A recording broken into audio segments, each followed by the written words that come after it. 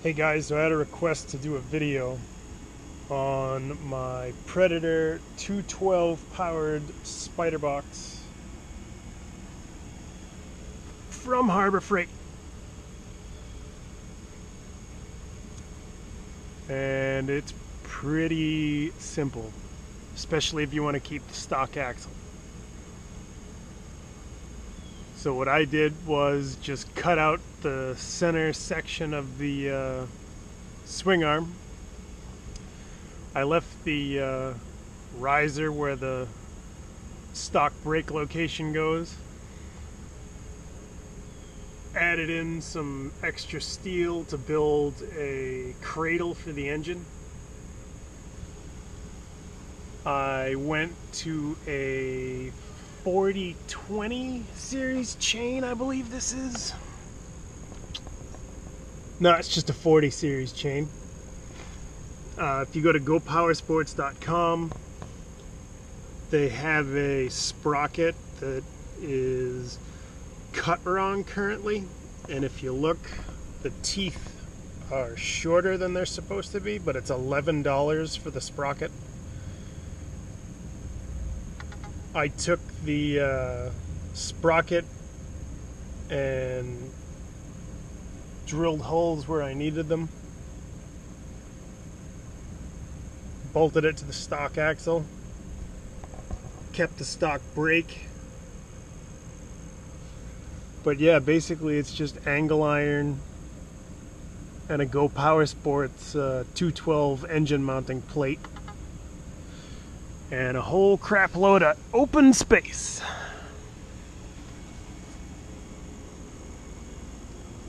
If you wanted to put some wheel spacers on it and kick out the tires a little bit, it's fine.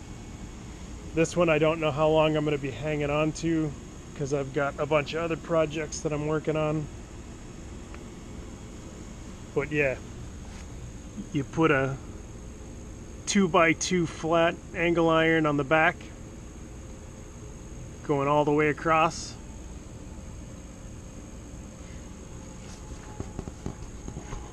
Then it was a L-shaped piece of angle iron. This piece right here is original.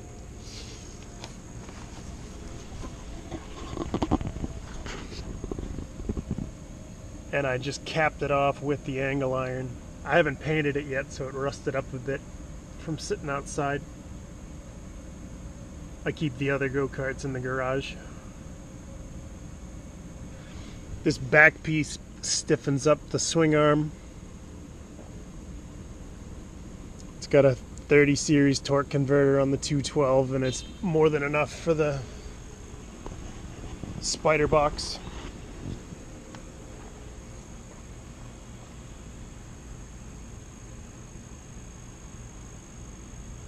But yeah, if you're looking to do it yourself, all you need to do is create that little riser, give it some extra support, and you can throw a $90 engine on a $1,000 go-kart and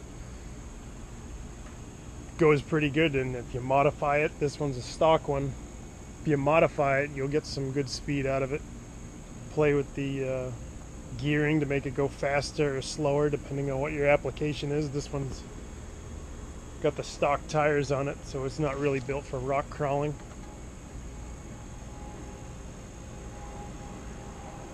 But yeah, I got this one is my son's, and he's probably going to be graduating to the black go-kart that I run with the BDX front end. And then I'm going to be moving up to this guy over here who's a Roquetta GK06. And I'm going to be putting a Honda 600 CBR F4i engine in it. And hopefully going to be retaining the FNR box, or the forward neutral reverse box. But I got a lot of work to go on this one. But this one's going to be a blast when I'm done with it.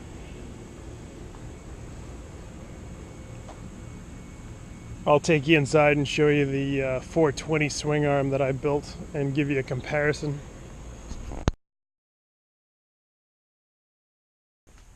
So for my 420 spring arm, or swing arm,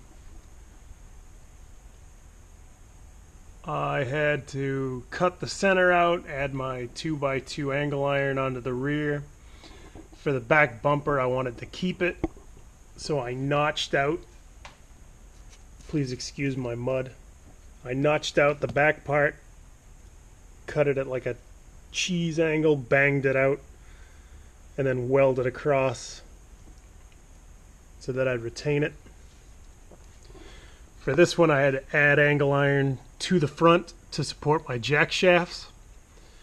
The downside to this is if I have to change the belt, it's kind of a nightmare because you have to pull the jack shaft out to swap belts. But it's not too bad as long as you got the tools with you. I am going to be changing this to a FNR box so that you can do forward, neutral, reverse, which is going to allow me to change belts on the fly because I'm going to mount it basically up in here, and this pulley will be just floating versus supported on both ends of the jack shaft. Right there to there. 420 on a Spiderbox is pretty much the perfect power level that you could go with. If you modified it, it would easily hit 50-60 miles an hour. Believe I have a 60 tooth sprocket on this one with a BMI 42-inch solid axle, and I've got the Go Power Sports bearing kit. It's got a engine mounting plate from Go Power Sports for the 420 and the 670. Upgraded to the 150cc shocks.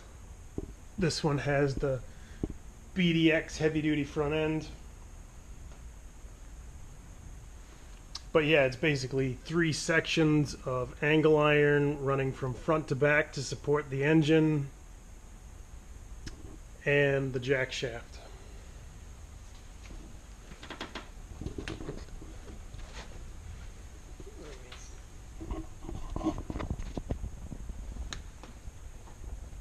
There's the other section of the jack shaft. Retain the stock brake location.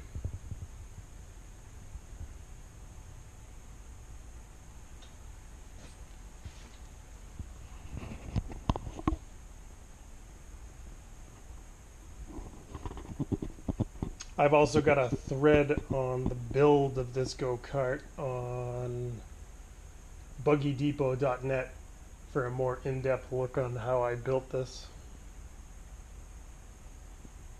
So if anyone else has any questions or whatnot, just let me know. Mounted the ignition switch up front. Got the extra teeth cut in the steering rack from Buggy Depot to get a tighter turning radius.